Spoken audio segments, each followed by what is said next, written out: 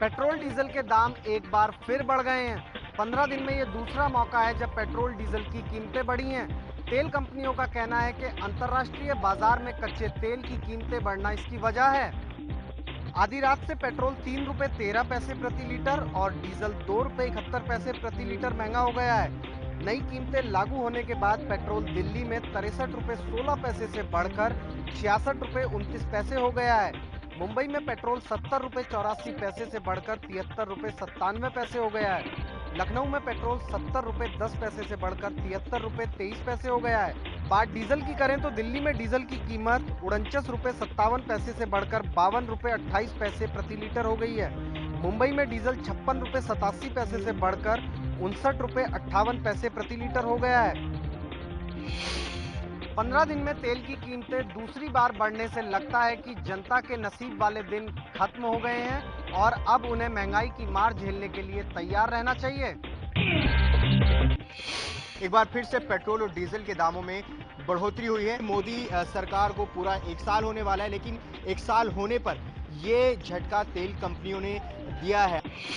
Daily का 70 kilometre bike चल जाती है, 60-70। अच्छा। और बहुत ज़्यादा नुकसान बजट पे पड़ता है। फिर देखिए, ये तो आए दिन बढ़ ही रहा है, लेकिन गवर्नमेंट की तरफ से बाकी इनको कंट्रोल करना चाहिए। हर बार बढ़ाते जा रहे हैं। जब घटे थे तो टैक्स बढ़ाया था, अब दाम बढ़ रहे हैं तो थोड़ा टैक्स घटा दें इसमें। इंटरनेशनल मार्केट में उसका प्राइस अगर इंक्रीज हो रहा है तो कॉन्सिक्वेंटली वो उसका कर ही रहे हैं। डिप्रिशिएट हो रहा है तो डिप्रिशिएट भी हो रहा है। घटाते टाइम तो एकदम 50 पैसा करे घटाएंगे, 75 पैसा घटाएंगे, और बढ़ाते टाइम सीधा 2 रुपए 3 रुपए बढ़ा देते हैं। तो परेशानी तो रहती है, बहुत परेशानी रहती है। सारी चीज महंगी हो जाएंगी।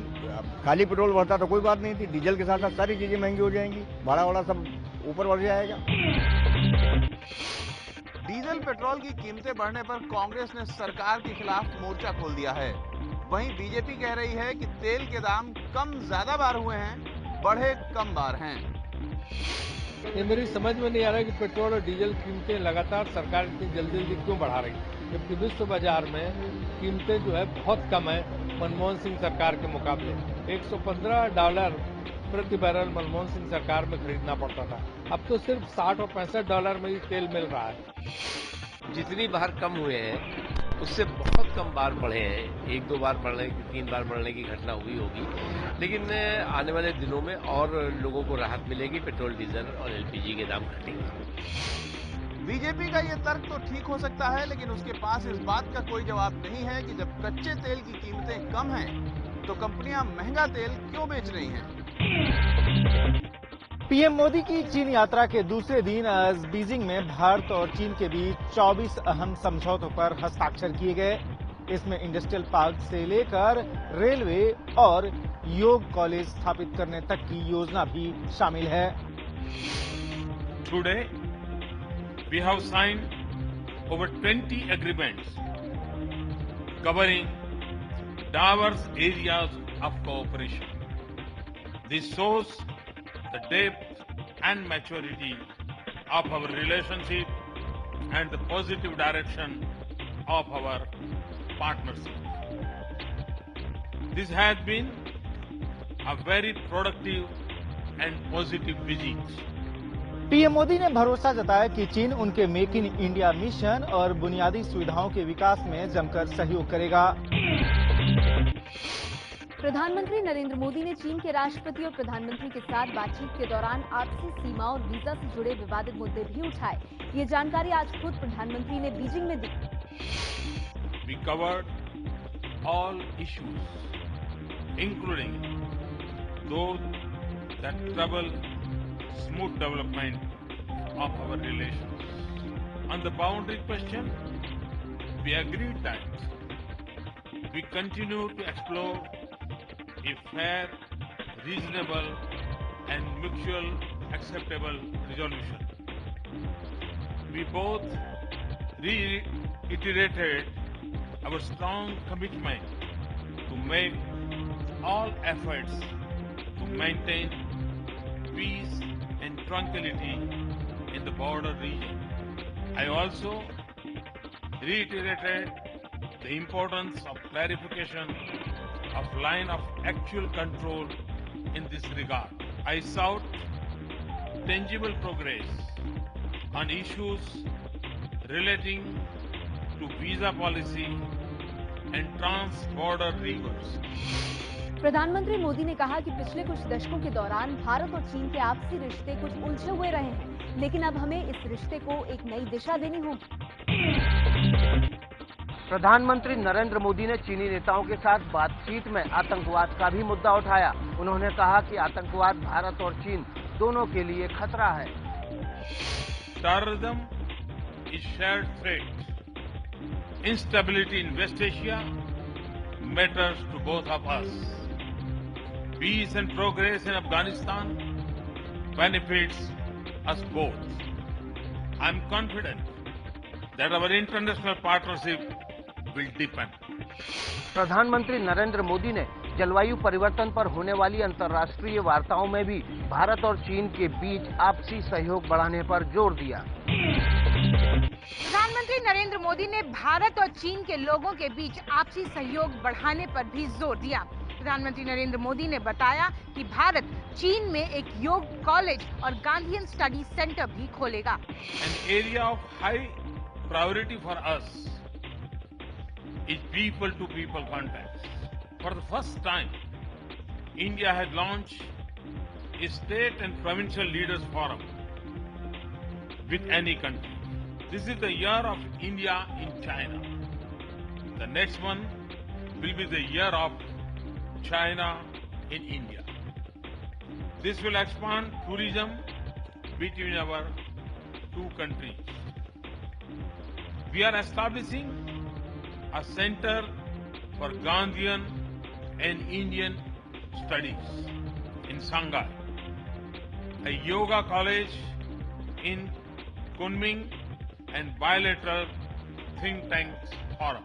पीएम नरेंद्र मोदी ने ये भी बताया कि कैलाश मानसरोवर यात्रा के लिए नाथुला रूट जून से खोल दिया जाएगा। इसके अलावा भारत के चेन्नई और चीन के शहर चेंगडू में भी 2 कॉन्सुलेट खोलने का उन्होंने ऐलान किया। जमीन सौदों की जांच के लिए आयोग बनाने के हरियाणा सरकार के फैसले पर रॉबर्ट वाड्रा ने कहा है कि मेरे पास छुपाने के लिए कुछ भी नहीं। सोनिया गांधी के दामाद और प्रियंका गांधी के पति रॉबर्ट वाड्रा ने अपने फेसबुक वॉल पर लिखा है, हरियाणा सरकार ने जांच के आदेश दिए हैं, नतीजों का इंतजार करेंगे। मेरे या मेरे से जुड़े लोगों के पास छिपाने के लिए कुछ भी नहीं है। हमने बेहद पारदर्शी तरीके से सभी नियमों का पालन किया है। मुझे उम्मीद है कि जांच का इस्तेमाल राजनीतिक बदले के लिए नहीं होगा। और राहुल गांधी के सूटेड बूटेड जीजाजी रॉबर्ट वाड्रा को फायदा पहुंचाने के जो प्रयास किए गए हम उसकी जांच करें। 6 महीने का समय तय किया गया कि 6 महीने के अंदर अंदर उसकी जांच की जाए। प्रधानमंत्री नरेंद्र मोदी चीन की राजधानी बीजिंग में योग देखने टेंपल ऑफ हेवन पहुंचे। वहां पर बच्चों ने प्रधानमंत्री के सामने योग प्रदर्शन किया। यह है बीजिंग का टेंपल ऑफ हेवन, जहां नन्हे बच्चों ने प्रधानमंत्री नरेंद्र मोदी के सामने अपने योग के अभ्यास का प्रदर्शन किया।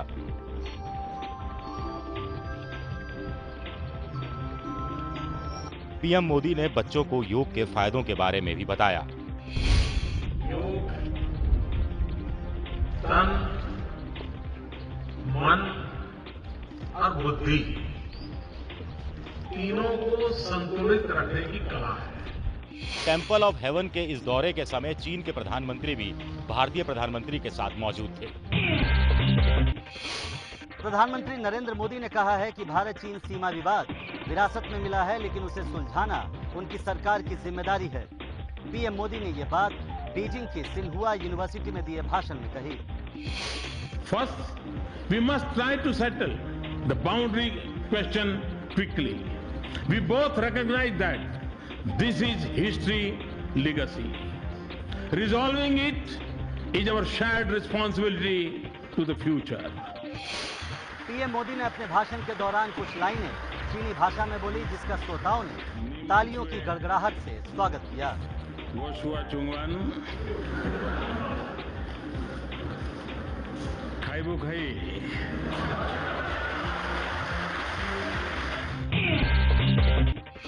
प्रधानमंत्री नरेंद्र मोदी चीन के दौरे पर हैं और उनकी इस चीन यात्रा से पहले चीनी मीडिया में कोई बहुत सकारात्मक रिपोर्टिंग प्रधानमंत्री के इस दौरे को लेकर के नहीं हुई थी। आज किस तरह की रिपोर्टिंग हुई है वो बड़ा दिखाना दिलचस्प है कि चीनी मीडिया में क्या तब्दीली आई है। चाइना डेली रिपोर्ट करता है और कहता है cheers for Modi reflect closer links. इस रिपोर्ट में मुख्यतः ये बात बताई गई है कि चीन के किसी भी बड़े लीडर की तरफ से ऐसा बहुत कम हुआ है, दशकों में शायद पहली बार हुआ हो जब इस तरह से कई घंटों बिताए चीन के राष्ट्रपति ने प्रधानमंत्री के साथ। और जिस तरह की रिपोर्टिंग की गई है उससे हम थोड़ी सी मन में तब्दीली आ रही देख सकते हैं। दोनों नेताओं के बीच गर्माहट को देख करके शायद दोनों देशों के बीच रिश्तों में भी सकारात्मक पहल को झलकाने की कोशिश की गई है।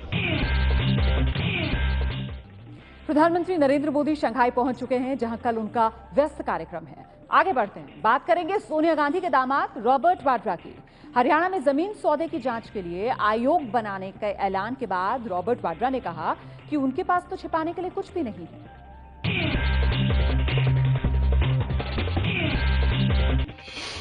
जमीन सौदों की जांच के लिए आयोग बनाने के हरियाणा सरकार के फैसले पर रॉबर्ट वाड्रा ने कहा है कि मेरे पास छुपाने के लिए कुछ भी नहीं। सोनिया गांधी के दामाद और प्रियंका गांधी के पति रॉबर्ट वाड्रा ने अपने फेसबुक वॉल पर लिखा है, हरियाणा सरकार ने जांच के आदेश दिए हैं, नतीजों का इंतजार करेंगे। मेरे या मेरे से जुड़े लोगों के पास छिपाने के लिए कुछ भी नहीं है। हमने बेहद पारदर्शी तरीके से सभी नियमों का पालन किया है। मुझे उम्मीद है कि जांच का इस्तेमाल राजनीतिक बदले के लिए नहीं होगा। और राहुल गांधी के सूटेड बूटेड जीजा जी रॉबर्ट वाड्रा को फायदा पहुंचाने के जो प्रयास किए गए हम उसकी जांच करेंगे। 6 महीने का समय तय किया गया कि 6 महीने के अंदर अंदर उसकी जांच की जाए। हरियाणा सरकार ने कल ही राज्य में पिछले 10 साल में आवंटित जमीनों की जांच के लिए जस्टिस SN ढींगरा की अगुवाई में आयोग का गठन किया है, जो 6 महीने में अपनी रिपोर्ट देगा। तेलंगाना के आदिलाबाद में किसानों के हक के लिए राहुल गांधी ने की 15 किलोमीटर की पद यात्रा, जाना किसानों का दुख। राहुल गांधी ने आज सुबह आदिलाबाद के कोरटिकल गांव से अपनी पदयात्रा की शुरुआत की। राहुल के साथ कांग्रेस के कई बड़े नेता और कार्यकर्ता भी मौजूद थे। कोरटिकल गांव में सूखे की वजह से बड़ी संख्या में किसानों ने आत्महत्या की है। राहुल ने यहां वेल्मा राजेश्वर नाम के किसान के परिवार से भी मुलाकात की, जिसने हाल में कर्ज की वजह से खुदकुशी कर ली थी। राहुल ने वेल्मा राजेश्वर की पत्नी को 2 लाख रुपए का चेक भी दिया। इसके बाद राहुल गांधी लक्ष्मण चंदा, पुट्टीपल्ली, राजापुर और वडियाल गांव भी गए और किसानों का हाल जाना। TRS और बीजेपी ने राहुल की इस पदयात्रा को पॉलिटिकल ड्रामा बताया है। राहुल गांधी इन दिनों किसानों के मुद्दे पर लगातार केंद्र की मोदी सरकार को घेरने की कोशिश में दिख रहे हैं। एक बार फिर दिल्ली की केजरीवाल सरकार और उपराज्यपाल आमने सामने हैं। मामला दिल्ली की कार्यकारी मुख्य सचिव शकुंतला गैमलन की नियुक्ति का है, जिस पर उपराज्यपाल नजीब जंग ने मुहर लगा दी है। लेकिन केजरीवाल सरकार इस पर सवाल उठा रही है। केजरीवाल सरकार का आरोप है कि उपराज्यपाल ने सरकार की राय के बिना ही नियुक्ति का फैसला कर नियमों की अनदेखी की है। लेकिन उपराज्यपाल ने बयान जारी करके कहा है कि कार्यकारी मुख्य सचिव की नियुक्ति नियम के हिसाब से की गई है। दिल्ली में कार्यकारी मुख्य सचिव की नियुक्ति इसलिए करनी पड़ी क्योंकि मुख्य सचिव के शर्मा 10 दिन की छुट्टी पर हैं। आम आदमी पार्टी नेता कुमार विश्वास को दिल्ली हाई कोर्ट से बड़ा झटका। दिल्ली हाई कोर्ट ने दिल्ली महिला आयोग की तरफ से जारी किए गए समन पर रोक लगाने से किया इनकार। दिल्ली महिला आयोग ने आम आदमी पार्टी की महिला कार्यकर्ता के साथ संबंधों की अफवाहों पर कुमार विश्वास से जवाब मांगा था। दिल्ली हाईकोर्ट ने कुमार विश्वास से पूछा है कि उन्होंने अपनी अर्जी में उस महिला का जिक्र क्यों नहीं किया जिससे संबंधों की अफवाह को लेकर दिल्ली महिला आयोग ने उन्हें पूछताछ के लिए बुलाया था। कोर्ट ने कहा कि अगर वो पीड़ित महिला को पक्ष बनाए बिना कुमार विश्वास की अर्जी को मंजूर करते हैं तो इससे महिला के अधिकारों की अनदेखी होगी। दिल्ली हाईकोर्ट ने यह भी पूछा है कि अगर कुमार विश्वास दिल्ली महिला आयोग की अध्यक्ष बरखा सिंह के खिलाफ कार्रवाई चाहते हैं तो वो दिल्ली सरकार के पास क्यों नहीं गए। कुमार विश्वास ने दिल्ली हाईकोर्ट में याचिका दायर कर दिल्ली महिला आयोग पर राजनीतिक द्वेष की भावना से कार्रवाई करने की बात कही थी, जिसे कोर्ट ने नहीं माना। अब इस मामले की अगली सुनवाई 27 मई को की जाएगी। छत्तीसगढ़ में पीएम मोदी के दौरे के बाद गिरी है 2 IAS अफसरों पर गाज। जगदलपुर दंतेवाड़ा के कलेक्टर को मिला है सरकार का नोटिस। जगदलपुर कलेक्टर ने चश्मा पहनकर तो दंतेवाड़ा के कलेक्टर ने बिना कोट पहने की थी पीएम मोदी की अगवानी। ये तस्वीर 9 मई की है। जब पीएम मोदी दंतेवाड़ा की रैली में जाने के लिए छत्तीसगढ़ के जगदलपुर एयरपोर्ट पर पहुंचे थे। चश्मा लगाकर प्रधानमंत्री का स्वागत कर रहे शख्स अमित कटारिया हैं, जो जगदलपुर के कलेक्टर होने के नाते पीएम के स्वागत के लिए पहुंचे थे। लेकिन अमित कटारिया का चश्मा पहनना छत्तीसगढ़ सरकार को नागवार गुजरा है। इसी तरह दंतेवाड़ा कलेक्टर पी देव सेनापति को भी छत्तीसगढ़ सरकार ने पैंट शर्ट के साथ कोट नहीं पहनने और पीएम की अगवानी करने पर आपत्ति जताई। रमन सिंह सरकार ने इसे all India service conduct rule के खिलाफ माना है और उन्हें आगे ऐसा नहीं करने की लिखित चेतावनी दी है। अभी सिर्फ ये चेतावनी है कि कुछ कार्रवाई भी होगी? नहीं, उनको समझ देने के लिए है, समझाइश। हैरानी की बात यह है कि पीएम मोदी के दौरे के 6 दिन बाद सरकार हरकत में आई है। वैसे दोनों अफसरों की गिनती अच्छे ऑफिसरों में होती है।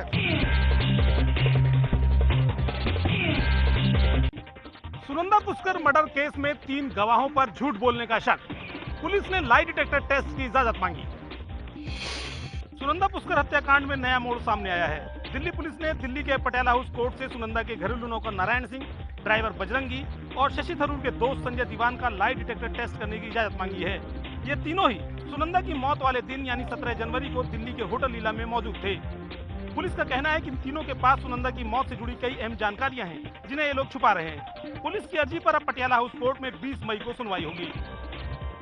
यूपीए सरकार में केंद्रीय मंत्री रहे शशि थरूर की पत्नी सुनंदा पुष्कर की दिल्ली के लीला होटल में संदिग्ध हालातों में पिछले साल 17 जनवरी को मौत हो गई थी। दिल्ली पुलिस ने इस मामले में हत्या का मुकदमा दर्ज किया है। नोएडा में मॉर्निंग वॉक के दौरान हुई महिला की हत्या के मामले में पुलिस ने महिला के पति समेत 3 लोगों को गिरफ्तार किया है। आरोपी ने सुपारी देकर कराई थी पत्नी की हत्या। पुलिस की गिरफ्त में आए सफेद पैंट शर्ट पहने इस शख्स का नाम है मुकेश, जिसे उसके 2 साथियों सुमित और दुष्यंत के साथ नोएडा पुलिस ने गिरफ्तार किया है। आरोप है कि मुकेश ने 24 मार्च को मॉर्निंग वॉक पर निकली अपनी पत्नी अरुणा की सुमित और दुष्यंत से गोली मारकर हत्या करा दी। मुकेश ने इसके लिए दोनों को 50-50 हजार की सुपारी दी थी। नोएडा के सेक्टर 5 के इसी पार्क में अरुणा की हत्या हुई थी। पुलिस के मुताबिक मुकेश कई महीनों से अपनी पत्नी की हत्या की साजिश रच रहा था। आरोपी मुकेश का कहना है कि वो आर्थिक तंगी से परेशान था और अरुणा ने उससे रिश्ते तोड़ लिए थे। दोनों के बीच गुजारे भत्ते को लेकर विवाद कोर्ट तक पहुंच चुका था। यूपी के अमरोहा में एक शख्स पर लगा अपनी ही पत्नी और उसके कथित प्रेमी की डंडों से पीट कर हत्या करने का आरोप। आरोपी पति ने अपना गुनाह कबूला। इंद्रपाल नाम का यही व्यक्ति अपनी पत्नी कुसुम और राकेश नाम के शख्स की हत्या के आरोप में गिरफ्तार हुआ है। पुलिस के मुताबिक अमरोहा के पत्थरकुटी गांव के रहने वाले इंद्रपाल ने अपनी पत्नी को राकेश नाम के एक नौजवान के साथ आपत्तिजनक हालत में देख लिया और इसी के बाद डंडों से दोनों को इतनी बुरी तरह पीटा कि उन्होंने दम तोड़ दिया। आरोपी इंद्रपाल का कहना है कि उसकी पत्नी कुसुम उसे पिछले 6 साल से धोखा दे रही थी, इसलिए उसे अपने किए पर कोई अफसोस नहीं है। उत्तर भारत में गर्मी का प्रकोप जारी है, लेकिन मानसून भी अपनी रफ्तार पकड़ने को है। स्काईमेट के मुताबिक 3 दिन बाद मानसून अंडमान में दस्तक देगा और करीब 1 महीने में पूरे देश में दस्तक दे देगा। स्काईमेट की भविष्यवाणी के मुताबिक मानसून 18 से 20 मई के बीच अंडमान पहुंचेगा। इसके बाद केरल और नॉर्थ ईस्ट के कुछ हिस्सों में मानसून 27 से 29 मई के बीच सक्रिय हो जाएगा। नॉर्थ ईस्ट के पूरे इलाके और दक्षिण भारत में मानसून 6 से 9 जून के बीच सक्रियता दिखाएगा। इसके बाद मानसून की रफ्तार सुस्त होने की आशंका है और इसके चलते मुंबई और कोलकाता में मानसून 11 जून के आसपास सक्रिय हो पाएगा। देश के मध्य और पूर्वी हिस्से में मानसून का असर 22 से 24 जून के बीच दिखेगा। लखनऊ में मानसून 24 जून तक पहुंचने की उम्मीद है और राजधानी दिल्ली तक पहुंचने में इसे 30 जून का समय लग जाएगा। राजस्थान के रेगिस्तानी इलाके 2 से 5 जुलाई के बीच मानसून से सराबोर होंगे और पूरे देश में मानसून 15 जुलाई तक सक्रिय हो जाएगा। हालांकि मौसम वैज्ञानिक इस साल अल नीनो इफेक्ट के चलते सूखा पड़ने की आशंका जता रहे हैं। बेटी बचाने के लिए उत्तराखंड के पिथौरागढ़ में अनोखी मुहिम। 10,000 लोगों ने बनाई मानव श्रृंखला। बड़ी संख्या में बच्चे भी हुए शामिल। पिथौरागढ़ में ये स्कूली बच्चे सड़कों पर इसलिए उतरे क्योंकि पिछले दिनों यहाँ के एक घर में भूल परीक्षण के अवैध कारोबार का खुलासा हुआ था। इस घटना से पिथौरागढ़ के लोग इतने आहत हुए कि उन्होंने पूरे शहर में 4 किलोमीटर लंबी मानव श्रृंखला बनाकर अपना विरोध जताया। इस मुहिम में बड़ी संख्या में छात्राएं भी शामिल हुई और इन्होंने बैनर के जरिए न सिर्फ बेटी को बचाने बल्कि बेटी को पढ़ाने का भी संदेश दिया। बड़ी बात यह रही कि बेटी बचाने के इस जागरूकता अभियान में न सिर्फ स्थानीय लोगों ने बल्कि प्रशासन ने भी बढ़ चढ़कर सहयोग किया। महाराष्ट्र के अकोला में शादी में एक पिता ने अपनी बेटी को दिया अनूठा उपहार। पिता ने बेटी को गिफ्ट दिया रेडीमेड टॉयलेट। यह तस्वीरें हैं महाराष्ट्र के अकोला के अंदुरा गांव की, जहां एक शादी में दूल्हा दुल्हन को छोड़कर रेडीमेड टॉयलेट सबके लिए आकर्षण का केंद्र था। यह रेडीमेड टॉयलेट इसलिए आकर्षण का केंद्र था क्योंकि लड़की के पिता ने अपनी बेटी की शादी में तमाम गिफ्ट के साथ यह रेडीमेड टॉयलेट भी बतौर गिफ्ट अपनी बेटी को दिया है। बेटी के ससुराल में टॉयलेट नहीं होने के कारण पिता ने अपनी बेटी को गिफ्ट में रेडीमेड टॉयलेट बनवा कर दिया है। गाँव के लोग इसे प्रधानमंत्री नरेंद्र मोदी के स्वच्छ भारत अभियान से भी जोड़कर देख रहे हैं। प्रधानमंत्री नरेंद्र मोदी भी स्वच्छ भारत अभियान के तहत देश के हर घर में टॉयलेट बनवाने पर जोर दे रहे हैं। दक्षिण अमेरिकी देश अर्जेंटीना में फुटबॉल मैच के दौरान खिलाड़ी की मौत। विरोधी टीम के खिलाड़ी से टक्कर के बाद दीवार से टकराया सिर। 4 मई को अर्जेंटीना के एक स्टेडियम में खेले गए इसी मैच में सेंट मार्टिन क्लब के खिलाड़ी इमानुएल ओर्टेगा विरोधी टीम के खिलाड़ी के जोरदार धक्के के बाद दीवार से टकरा गए। इस हादसे के बाद इमानुएल को फौरन अस्पताल में ले जाया गया, लेकिन 9 दिनों के इलाज के बाद गुरुवार को उनकी मौत हो गई। डॉक्टरों के मुताबिक कंक्रीट की दीवार से टकराने की वजह से इमानुएल ओर्टेगा की सिर की हड्डी टूट गई थी, जो जानलेवा साबित हुई। 21 साल के इमानुएल ओर्टेगा बेहतरीन फॉरवर्ड माने जाते थे। ओर्टेगा की मौत से अर्जेंटीना ही नहीं दुनिया भर के फुटबॉल प्रेमी सदमे में है।